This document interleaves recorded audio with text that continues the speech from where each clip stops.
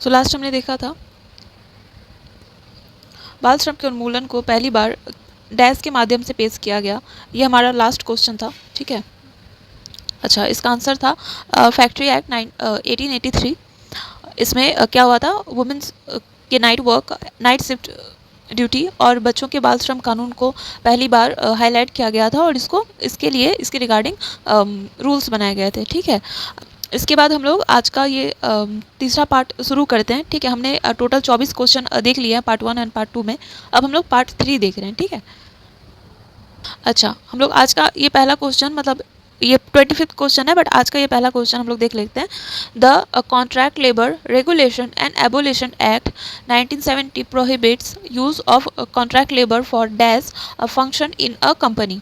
इसका हिंदी में है यहाँ पे क्वेश्चन कि अनुबंध श्रम, अनुबंध मतलब कॉन्ट्रैक्ट लेबर, अनुबंध श्रम विनियमन और उन्मूलन अधिनियम 1970 एक कंपनी में डैश के यहाँ पे होगा कोर, यानी मुख्य कार्य के लिए अनुबंध श्रम के उपयोग पर प्रतिबंध लगाता है। मतलब जो मुख्य जो काम होता है ना, जो कोर वर्क होता है, उसके लिए आप किसी को कॉन्ट्रैक्टली हायर नहीं कर सकते, कॉन्ट्रैक्चुअली आप किसी से मतलब काम नहीं करवा सकते हैं, ठीक है। इसके बाद हम लोग यहाँ पे दूसरा ये देख लेते हैं क्वेश्चन। Wait a second.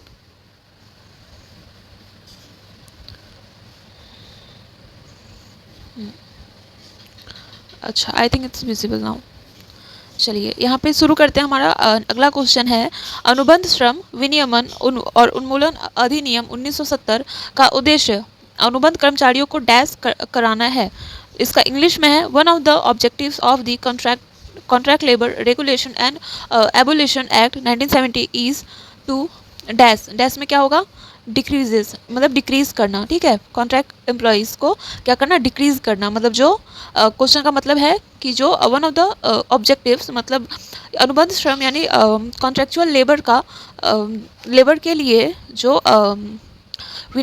अनुबंध श्रम विनियमन और उन्मूलन अधिनियम 1970 बनाया गया है, इन लोग का एक मेन ऑब्जेक्टिव ये भी है कि ये लोग कॉन्ट्रैक्चुअल वर्क को कम करें, ठीक है। कॉन्ट्रैक्चुअल एम्प्लॉय जितने हो सके कम हो, ठीक है। अच्छा, आगे देख लेते हैं। ट्रेड यूनियन बनाने के लिए न्यूनतम श्रमिकों की संख्या होनी चाहिए 7, ठीक है। To make a trade union minimum amount of the workers कितने होंगे, 7 होंगे, ठीक है। अगर 7 से कम है तो आप एक ट्रेड यूनियन नहीं बना सकते हो किसी भी कंपनी में। केंद्र सरकार द्वारा लागू किए गए श्रम कानून लागू किए जाने चाहिए, मतलब स्टेट गवर्नमेंट के भी द्वारा और सेंट्रल गवर्नमेंट के भी द्वारा, ठीक है। दोनों यहाँ पे स्टेट गवर्नमेंट और सेंट्रल गवर्नमेंट दोनों इसमें इन्वॉल्व होती है। अच्छा, एक और चीज़ की जो हमारा लेबर ये है ना कानून है, श्रम कानून है, ये हमारा आता है कॉन्करेंट लिस्ट में, यानी समवर्ती सूची में। समवर्ती सूची का मतलब होता है ना कि जिसमें स्टेट भी अपना लॉ बना सकती है और सेंट्रल भी अपना लॉ बना सकती है, ठीक है। दोनों ही उसमें लॉ बना सकते हैं। चलो यहाँ पे अगला देख लेते हैं हम लोग। कानून के अनुसार 10 यहाँ पे क्वेश्चन होगा कि डैश मतलब कितने श्रमिकों को अधिक काम करने वाली कंपनियों में किसी कर्मचारी को नौकरी से हटाने या उस संख्या को उस संस्था को बंद करने के लिए सरकारी अनुमति मिलनी चाहिए। मतलब कानून के अनुसार, मतलब अकॉर्डिंग टू द लॉ, मतलब कितने श्रमिक से अधिक काम करने वाली कंपनियां, मतलब ऐसी कौन सी ऐसी मतलब कंपनियां जिनमें 100 या 100 से ज़्यादा लेबर काम कर रहे हैं, वर्कर काम कर रहे हैं, अगर वो कंपनी किसी कर्मचारी को नौकरी से हटाना चाहे या अपनी जो कंपनी है, फैक्ट्री है, उसको बंद करना चाहे, तो उसके लिए उनको क्या करना होगा, सरकार से अनुमति लेनी होगी, ठीक है। अगर जैसे आप कोई कंपनी बनाते हो ना, और अगर आप चाहते हो कि आप उस कंपनी को बंद कर दो, लेकिन आपकी कंपनी में मतलब 100 वर्कर हो गए हैं, आप 100 से ज़्यादा लोगों को मतलब काम पे रख चुके हो, तो अभी आप क्या अचानक से अपनी फैक्ट्री को बंद नहीं कर सकते, उसके लिए आपको सरकार से परमिशन लेनी होगी, ठीक है। ये है मतलब यहाँ पे इस क्वेश्चन के कहने का मतलब। चलो इसके बाद नेक्स्ट देख लेते हैं। अच्छा, तो हमारा अगला क्वेश्चन है, श्रम पर पहला फर्स्ट राष्ट्रीय आयोग 1969 में बनाया गया था। तो यहाँ पे क्वेश्चन क्या बनेगा कि श्रम पर पहला राष्ट्रीय आयोग कब बनाया गया था, तो उसका आंसर होगा 1969 में पहला राष्ट्रीय आयोग बनाया गया था, ठीक है। अच्छा, इसके बाद देख लेते हैं। India is a permanent member of the ILO governing body since 1922। अच्छा, तो यहाँ पे क्या बोला जा रहा है कि जो इंडिया है ना, वो ILO इंटरनेशनल लेबर ऑर्गेनाइजेशन का मेंबर है। इंडिया मेंबर है इंटरनेशनल लेबर ऑर्गेनाइजेशन का, कब से, 1922 से, ठीक है। और ILO की स्थापना कब हुई थी, 1919 में, ठीक है। 1919 में आईएलओ की स्थापना हुई थी। 1919 में जब जलियांवाला हत्याकांड हुआ था, उससे आप याद कर सकते हैं कि जब इंडिया में जलियांवाला हत्याकांड हुआ था, जलियांवाला बाग हत्याकांड, उस टाइम पे ये आईएलओ की मतलब ये हुई थी, स्थापना हुई थी। अच्छा, अगला है कि a person who is ultimate control who has sorry a person who has ultimate control over the affairs of the factory under factory act 1948 is called a occupier।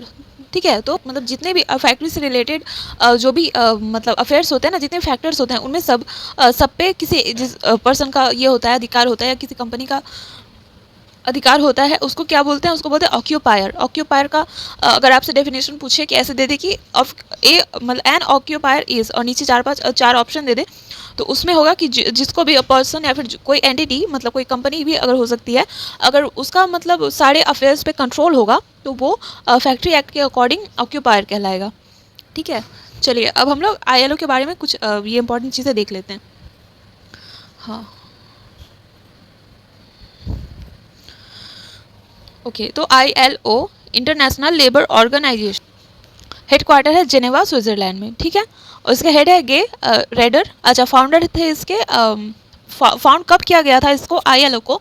Paris peace conference में 1920 वाला जो piece conference हुआ था 1990 में, मतलब जैसे कहते हैं 2022-23, वैसे 1919 और 20 का वाला जो कॉन्फ्रेंस हुआ था, पेरिस पीस कॉन्फ्रेंस, उसमें आईएलओ की फाउंडेशन रखी गई थी, जिसमें 1919 में ही आईएलओ की स्थापना हो गई थी यहाँ पे 29 अक्टूबर को। ठीक है, फाउंडेड 29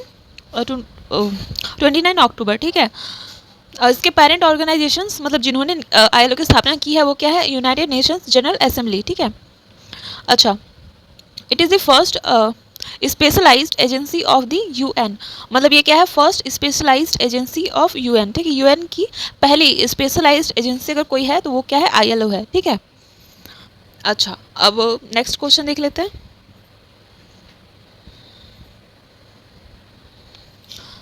नेक्स्ट क्वेश्चन हमारा कि बाल श्रम निषेध और विनियमन अधिनियम 1986 का उन्मूलन होने पर कम से कम डैश महीने का कारावास के साथ दंड होगा। यहाँ पे क्वेश्चन बनेगा, यहाँ पे मतलब समझ लो कि ये डैश है, तो क्वेश्चन क्या बनेगा कि जब अगर कोई भी व्यक्ति अगर बाल श्रम अधिनियम और निषेध और विनियमन अधिनियम जो है उसका उल्लंघन करेगा, मतलब आप किसी बच्चे से मतलब चाइल्ड लेबर करवाओगे, तो आपको क्या होगा? आपको 3 महीने का, कम से कम 3 महीने का जेल होगा, और उसके साथ दंड भी होगा, पनिशमेंट भी मिलेगी। ठीक, मिनिमम है 3 महीने। ठीक है, 3 महीने मिनिमम।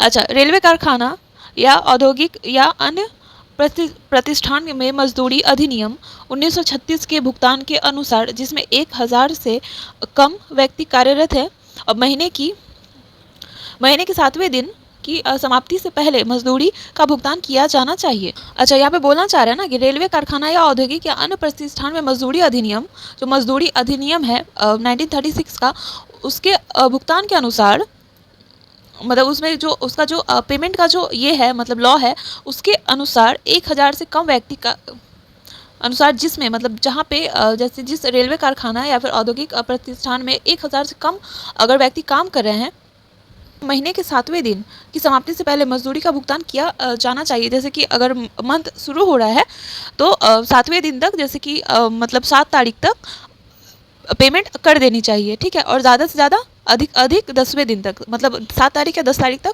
जो रेलवे वर्कर या औद्योगिक या अन्य प्रतिष्ठान में जो मजदूरी कर रहे हैं, उसके अंडर में जो लोग आ रहे हैं, उनको महीने के 7वें दिन या 10वें दिन तक उनका जो सैलरी है वो मिल जाना चाहिए। ये किसके अकॉर्डिंग है? ये जो सैलरी मिलती है, ये किसके अकॉर्डिंग मिलती है, ये याद रखना ज़्यादा इंपॉर्टेंट है। मजदूरी अधिनियम 1936 के भुगतान के अनुसार। ठीक है, मतलब ये क्या? मजदूरी अधिनियम 1936, ये ज़्यादा इंपॉर्टेंट है। इसी के अकॉर्डिंग ये रूल है कि महीने के 7वें दिन या ज़्यादा से ज़्यादा 10वें दिन तक सैलरी मिल जानी चाहिए। ठीक है, और ये भी यहाँ पे पॉइंट ये देखो कि जिसमें 1000 से कम व्यक्ति कार्यरत है, मतलब जिस कारखाने वर्कशॉप में 1000 से कम व्यक्ति काम कर रहे हैं, उसमें ये लॉ एप्लीकेबल होगा। ठीक है,